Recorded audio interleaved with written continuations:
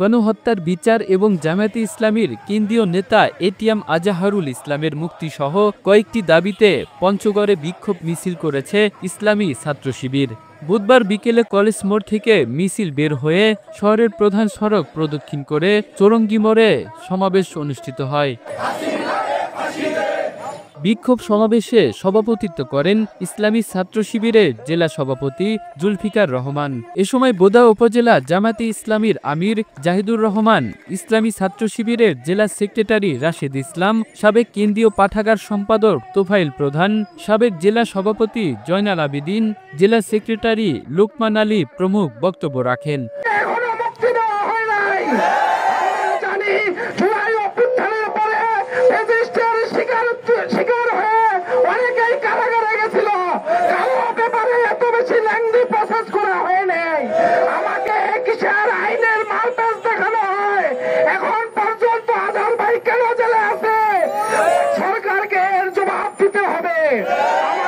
সরকারকে বলে দিতে চাই, আমাদের ধৈর্যের সীমা অতিক্রম করাবেন না।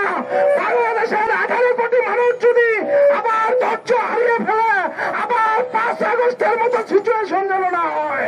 বিক্ষোভ সমাবেশে জেলা ও উপজেলা জামায়াতে ইসলামী, ছাত্র শিবির ও অন্যান্য অঙ্গ সংগঠনের নেতাকর্মীরা অংশ নেন।